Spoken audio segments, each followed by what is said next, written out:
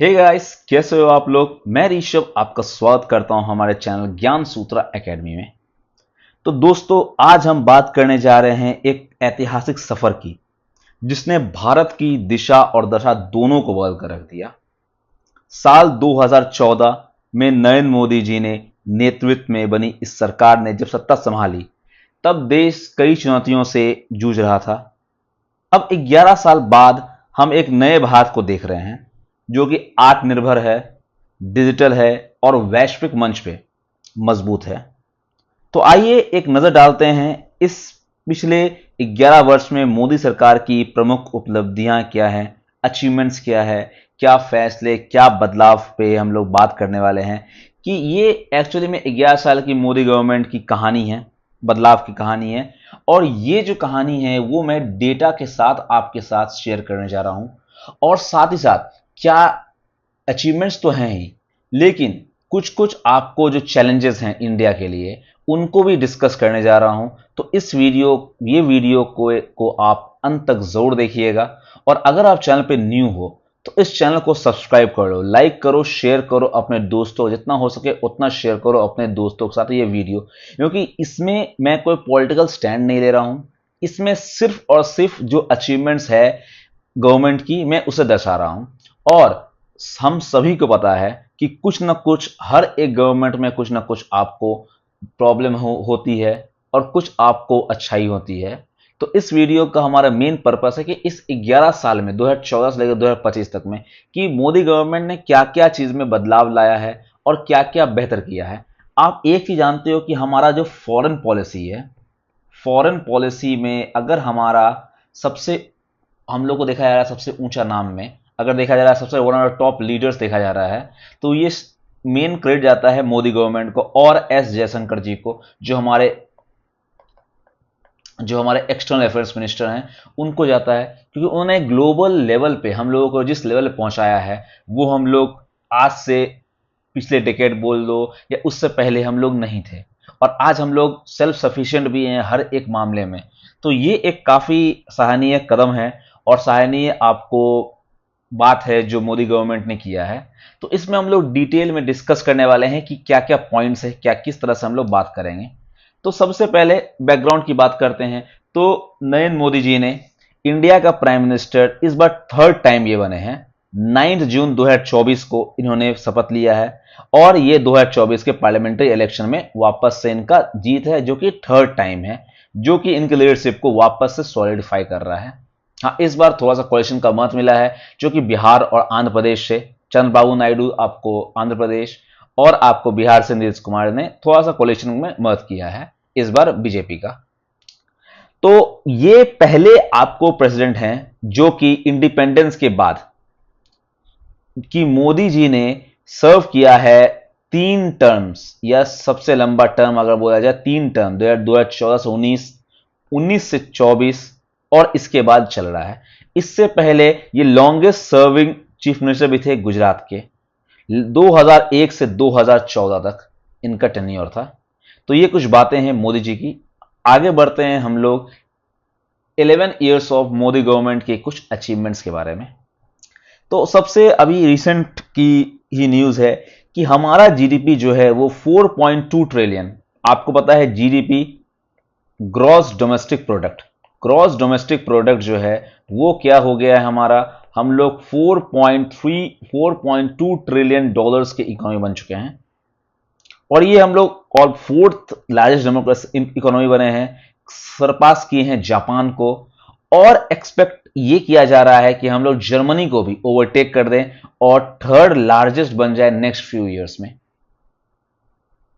अब इस पे कुछ कुछ पॉइंट आता है पर कैपिटा इनकम की। पर कैपिटा इनकम जो है हमारा लो है, लेकिन हमारा जीडीपी जो है हाई है। तो क्योंकि जो हमारा पॉपुलेशन है, हमारे देश का जो पॉपुलेशन है, तो पर कैपिटा इनकम का लो होना बनता है because of the large population. Okay, but according to GDP हमारा जो देश है वो फोर्थ लार्जेस्ट इकोनॉमी बन चुका है, सरपास किया है जापान को, according to our think tank NITI Aayog. NITI Aayog ने भी ये बात बोला है कि हमारा जो है जीडीपी जो है वो 4.2 ट्रिलियन डॉलर्स का हो गया है। और इसने सरपास किया है जापान को।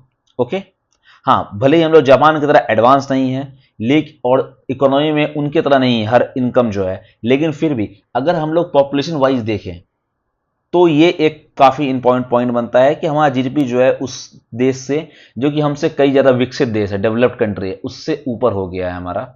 हाँ, चैलेंजेस हमारे पास हैं काफी, जिसको हम लोग को टैकल करना है, जिसको इंडिया को टैकल करना है। ओके, तो अगला स्लाइड पे जाते हुए हम लोग बात करते हैं 2014 से हमारा एवरेज ग्रोथ रेट।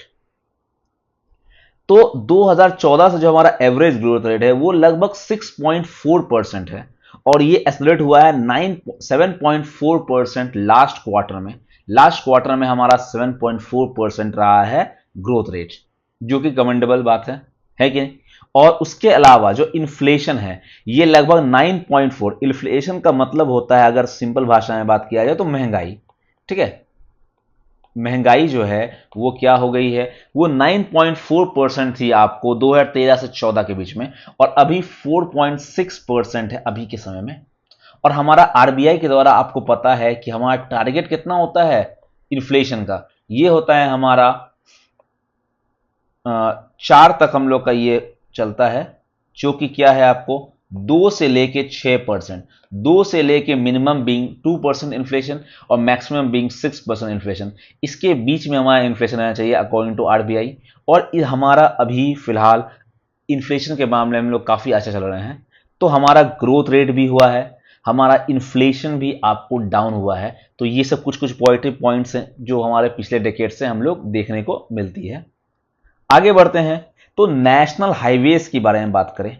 जो हमारा नेशनल हाईवेज है, आपको पता है कि रोड मिनिस्टर कौन है, तो मिस्टर नितिन गडकरी। नितिन गडकरी जो है वन ऑफ द फाइनेस्ट, अगर देखा जाए, अगर नेता के बारे में बात किया, पॉलिटिशियन के बारे में बात किया जाए, तो one of the finest politician of India, road man of India भी कहते हैं उसे। ठीक है, उन्हें हम लोग रोड मैन ऑफ इंडिया कहते हैं। हमारा नेशनल हाईवेज जो है, जो 2014 में ऑलमोस्ट 91,287 किलोमीटर था, वो बढ़ के हो गया है 1,46,204 किलोमीटर 2024 में। और जो स्पीड है हमारा कंस्ट्रक्शन का, वो पहले 12 हुआ करता था पर किलोमीटर पर डे, और अब 34 किलोमीटर पर डे हो चुका है, with advancement in machinery, advancement in everything. तो बात हो रही है हमारी नेशनल हाईवेज की, तो इसमें काफी बड़ा हमारा रोल रहा है नितिन गडकरी जी का। और साथ ही साथ अलग अलग जगह पे, जैसे सूरत में क्या हुआ है, क्या किया गया है, एक फुल्ली आपको जो प्लास्टिक वेस्ट है, जो कि स्क्रैपेबल वेस्ट है, उससे बनाया गया है रोड आपका, जो कि वेस्ट मैनेजमेंट का भी काम कर रहा है, और साथ ही साथ आपको रोड ही बन रहा है। तो ये काफी एक इंपॉर्टेंट पॉइंट्स है जो कि आपको याद रखने हैं। और जो ये बात हो रही है, इससे आप अपने आंसर्स को और बेहतर कर सकते हो विद डाटा। ओके, जब आप डाटा से बात करते हो तो आप अपने आंसर्स को, जब आप एग्जामिनेशन में, मेंस में, एग्जामिनेशन में आंसर लिखोगे, तो काफी इंपॉर्टेंट डाटा ये आपको पॉइंट देगा। ओके, चलो नेक्स्ट आते हैं हम लोग। Almost 25,871 route kilometre of new tracks were laid, significantly higher than 14,985 RKM add in previous decade. Previous decade के बारे में बात किया जाए तो लगभग 14,985 आरकेएम रूट किलोमीटर आपको ऐड किया गया है, और इस डिकेड में लगभग 25,871 रूट किलोमीटर का आपका अचीवमेंट हुआ है, तो पिछले डिकेड से काफी ज्यादा है। और लोकोमोटिव की बात की जाए तो लोकोमोटिव में भी इंडिया जो है वो आपको वर्ल्ड में लीड कर रहा है, आपको वर्ल्ड को लोकोमोटिव, आपको मैन्युफैक्चरिंग में लगभग 1681 लोकोमोटिव्स हो गया, जो आपको ट्रेन्स हो गए, ये हो गए, वो आपको लोकोमोटिव्स में आते हैं। तो इतने लोकोमोटिव जो है इंडिया खुद ही इसने मैन्युफैक्चर किया है 2024 और 25 में ही। तो ये दुनिया का सबसे, जो बोला जाए, सबसे ऊंचा, सबसे लीडिंग कंट्री हो गया है लोकोमोटिव के मैन्युफैक्चरिंग में। ओके, अब आगे अगर बात किया जाए तो हम लोग बात करते हैं किसका, हम लोग बात करते हैं अचीवमेंट इन एरोस्पेस या एयर में। ठीक है, हवाई जहाज की बात किया जाए तो जो हमारा ऑपरेशनल एयरपोर्ट था वो 74 से 160 हो गया है 2014 से 2025 के बीच में, 160 हो गया 2014-2025। और इसमें किसका स्कीम का बात है, उड़ान स्कीम। उड़ान स्कीम जो है, जो कनेक्टिविटी ला रहा है, air connectivity to remote towns में भी। अलग अलग टाउन्स में आपको देखने, छोटे छोटे टाउन्स में भी, जैसे कि अगर नॉर्थ ईस्ट के साथ कनेक्टिविटी हुई है तो ये काफी इंपॉर्टेंट पॉइंट है। नॉर्थ ईस्ट के साथ आपको काफी ज्यादा कनेक्टिविटी हुई है, किसकी? By airways. एयरवेज से नॉर्थ नॉर्थ ईस्ट को हमने कनेक्ट किया है काफी अच्छे तरीके से। तो ये एक काफी बड़ा एडवांसमेंट है। और 2047 तक की बात हो रही है कि 2047 तक अभी 160 एयरपोर्ट से 2047 ऑलमोस्ट 300 एयरपोर्ट्स का टारगेट लिया गया है। जब हम लोग अपने आजादी के 100 वर्ष मना रहे होंगे तो ऐसा टारगेट किया गया है कि 300 के आसपास आपको किया जाएगा आपका एयरपोर्ट्स। ठीक है, ये इंपॉर्टेंट पॉइंट है जो आपको याद रखना है। ओके, नाउ अब नेक्स्ट पे आते हैं हम लोग। अब अगला है आपका अर्बन ट्रांसफॉर्मेशन में, अर्बन ट्रांसफॉर्मेशन, शहरीकरण। अब अर्बन ट्रांसफॉर्मेशन में स्मार्ट सिटी जो मिशन आया था उसमें ट्रांसफॉर्मेशन होना स्टार्ट हुआ और लगभग 8000 प्रोजेक्ट अभी है और इसका इन्वेस्टमेंट ऑलमोस्ट 1.64 करोड़ का है। ओके, अर्बन ट्रांसफॉर्मेशन इस तरह से आपको चल रहा है। उसके अलावा बात किया जाए अर्बन ट्रांसपोर्ट में भी काफी ज्यादा एडवांसमेंट हुआ है। आपको पता है दिल्ली मेट्रो के बारे में, है कि नहीं? दिल्ली मेट्रो के बारे में, तो दिल्ली मेट्रो ने ऐसा एक्सपैंड किया है कि Delhi metro expanding into one of the largest and most efficient metro systems globally. Globally की बात हो रही है यहाँ पे, या इंडिया की बात नहीं हो रही, ग्लोबली जो है। और बेंचमार्क सेट किया है कि वहां पे मैसिव मास आपको रैपिड ट्रांजिट हो रहा है कंट्री में, जो कि अभी 15 इंडियन सिटीज को रीच कर चुका है ऑलमोस्ट, दिल्ली मेट्रो 15 सिटीज को। तो ये एक काफी बड़ा आपको अर्बन ट्रांसफॉर्मेशन या अर्बन ट्रांसपोर्ट में आपको एक बहुत बड़ा एडवांसमेंट है इस डेकेड में। ओके, उसके अलावा अगर बात किया जाए तो सोलर कैपेसिटी या फिर बात किया जाए विंड कैपेसिटी में, दैट इज रिन्यूएबल एनर्जी, इसमें भी कमेंडेबल काम है, इक्वली कमेंडेबल काम है आपको। ठीक है, सोलर कैपेसिटी जो लगभग आपको ग्रोन की है 2.82 गीगावाट था आपको 2014 में, जो अब हो गया है 105.65 गीगावाट। ठीक है, 105.65 गीगावाट जो हो गया है टोटल क्लीन एनर्जी कैपेसिटी हो गया है। ठीक है, सोलर कैपेसिटी हो गया है। और अगर टोटल क्लीन एनर्जी कैपेसिटी बोला जाए जिसमें आपको विंड को भी लिया जाएगा तो उसमें 228.28 गीगावाट का टोटल क्लीन एनर्जी कैपेसिटी है हमारा। और इससे इंडिया का पोजीशन जो है वो हो जाता है third largest solar and fourth largest wind energy producer globally. तुम लोग ग्लोबल स्तर पे आपको थर्ड पे हैं आपको सोलर एनर्जी में, और फोर्थ में है आपको विंड एनर्जी के प्रोडक्शन में। तो ये काफी इंपॉर्टेंट पॉइंट है आपके लिए। उसके अलावा एक काफी इंपॉर्टेंट और काफी बड़ा अचीवमेंट अगर देखा जाए तो सबसे बड़ा सक्सेस स्टोरी किसके लिए है, वो है डीपीआई में, that is digital public infrastructure. एक एक्सपोनेंशियल ग्रोथ हुआ है इंडिया का डीपीआई में, डिजिटल पब्लिक इंफ्रास्ट्रक्चर में। और इसका श्रेय किसको जाता है? इसका श्रेय जाता है यूपीआई और आधार जैसे प्लेटफॉर्म को। यूपीआई किसके द्वारा लॉन्च किया गया है आपको पता होना चाहिए, ये एनपीसीआई द्वारा, national payment corporation of India, इनके द्वारा बनाया गया था 2008 में। ओके, और यूपीआई और आधार 2016 में बनाया गया था यूपीआई को। और ये जो है आपको क्या, इसका क्या है, इससे आपको रियल टाइम पेमेंट्स होता है, डायरेक्ट ट्रांसफर्स, एक्सपैंडेड रूरल अब बैंकिंग। अब हर गांव में जाओगे तो जनधन आपको योजना के तहत आपको डिजिटल एसेस पॉइंट्स मिलेगा, जनधन योजना मिलेगा, जहां पे आपको फाइनेंशियल इंक्लूजन की बात करते हैं, सरकार ने बात किया है आपको जनधन योजना के तहत, है कि नहीं? और डीपीआई का जो प्रोजेक्टेड है वो लगभग 3.4 से लेकर 4% आपको 2030 तक इसका प्रोजेक्टेड है रीच करेगा ये। और वर्ल्ड बैंक ने डीपीआई को, मींस जो हमारा डिजिटल पब्लिक इंफ्रास्ट्रक्चर है इंडिया का, वो एकम्प्लिश किया है हमने 6 साल में। ये चीज हमने ऑलमोस्ट 6 साल में ये किया है, और जिसके लिए टिपिकली डिकेड्स लग जाते हैं, 10 साल 20 साल 30 साल लग जाते हैं ये काम करने में, और इंडिया ने ये काम 6 साल के अंदर किया है। और इंडिया का जो डीपीआई है वो अडॉप्ट करता है 12 कंट्रीज करता है, उसमें नेपाल, भूटान, साथ में आपको यूएई वगैरह बहुत सारा कंट्रीज, 12 कंट्रीज जो है इंडिया के डिजिटल पब्लिक इंफ्रास्ट्रक्चर को अडॉप्ट किया हुआ है। तो ये काफी बड़ा अचीवमेंट है इंडिया के लिए, है कि नहीं? उसके अलावा और भी, जैसे कि आपको अगर डिफेंस में देखा जाए तो डिफेंस में काफी ज्यादा सुधार किया गया है इंडिया की तरफ से। उसके अलावा आपको सप्लाई चेन्स में इसमें काफी है। फिर आपको जीएसटी जो आपका है, जीएसटी में काफी ज्यादा कलेक्शन हो रहा है हमारे इसका जीएसटी काफ़ी ज़्यादा कलेक्ट हो रहा है, जिससे आपको बर्डन जो है सरकार पे टैक्स के तहत वो कम पड़ रहा है आपको, है कि नहीं। तो ये सब कुछ कुछ इंपॉर्टेंट अचीवमेंट्स है मोदी गवर्नमेंट की इन 11 साल में। अब बात करेंगे हम लोग कुछ चैलेंजेस के बारे में। तो सबसे बड़ा चैलेंज है दैट इज पॉपुलेशन प्रेशर। भाई 2050 तक ऐसा माना जा रहा है कि इंडिया जो है पॉपुलस कंट्री में ही रहेगा, उसके बाद जाकर कहीं पे पॉपुलेशन थोड़ा सा गिरना स्टार्ट होगा, लेकिन हमारा पॉपुलेशन इसी तरह रहेगा। क्या इसका इंप्लीकेशन हो सकता है? हमारा रिसोर्सेस को स्ट्रेन कर रहा है ये, housing, employment, health care, education, सब पे इंपैक्ट डाल रहा है हमारा पॉपुलेशन जो प्रेशर है। सबसे इंपॉर्टेंट इसके लिए ये प्रेशर हमारा। अगला है अनएम्प्लॉयमेंट एंड अंडर एम्प्लॉयमेंट। भाई इनफॉर्मल सेक्टर का ऑटोमेशन होना, जॉब स्कार्सिटी होना, इसका इंपैक्ट क्या है? ये यूथ में अनरेस्ट ला रहा है, रूरल माइग्रेशन ला रहा है, इकोनॉमिक इनइक्वालिटी ला रहा है। आपको पता है कि 1% पीपल, जो रिच पीपल हैं, उन्हीं के पास ऑलमोस्ट 30 to 40% आपका रिसोर्सेज है कि नहीं? पूरे इंडिया का 1% ऑफ रिच पीपल। तो ये इकोनॉमिक इनइक्वालिटी लाया जा रहा है, जो अनएम्प्लॉयमेंट है, अंडर एम्प्लॉयमेंट है, इस कारण से। अगला है इन्वायरमेंटल डिग्रेडेशन।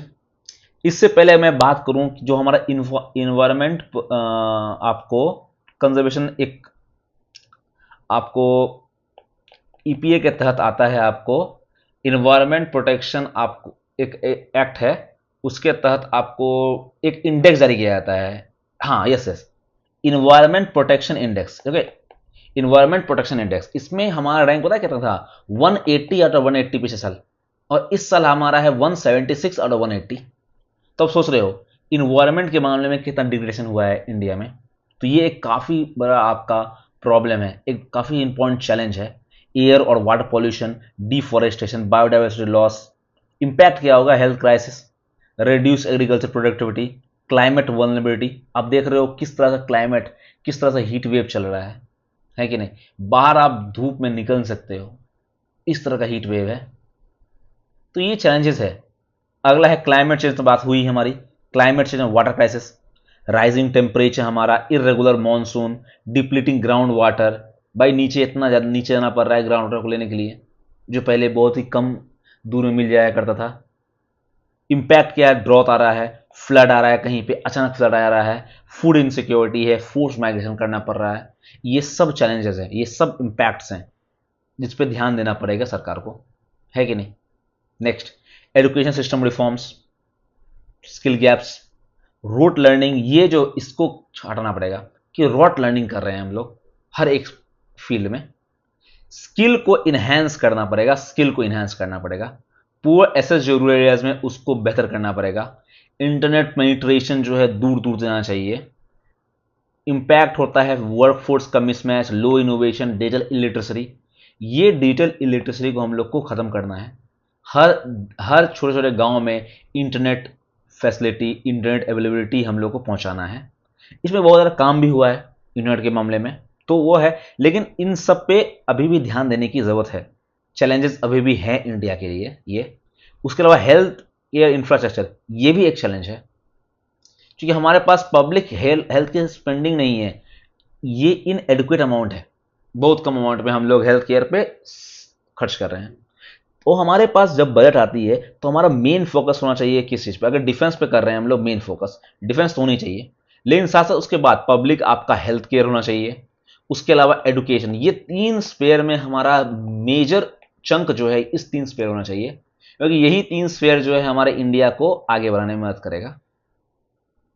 और हेल्थ केयर अगर अच्छा नहीं रहेगा तो राइजिंग डिजीज बर्डन आएगा, मेडिकल बैंकरप्सी आएगा, पुअर हेल्थ आउटकम्स रहेगा। ये सब इसका इम्प्लीकेशन है। Okay, now next challenge is internal security and border tensions. आपको पता है terrorism, cyber threats, Naxalism, border disputes, that is internal security matters. IE matters, internal security, ठीक है, आईएस मैटर्स। उसके अलावा बॉर्डर डिस्प्यूट्स, चाइना और पाकिस्तान, अभी पता है आपको ऑपरेशन सिंदूर अभी लॉन्च किया गया था, है कि नहीं।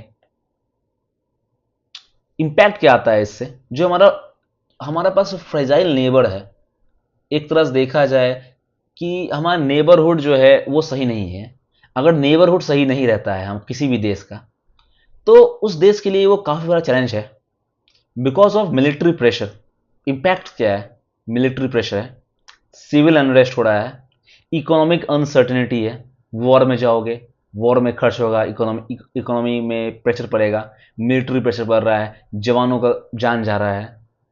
तो हर एक तरह से इम्पैक्ट कर रहा है हमारा इंटर सिक्योरिटी। उसका नक्सलिज्म, नक्सलिज्म भी काफ़ी एक बड़ा थ्रेट है।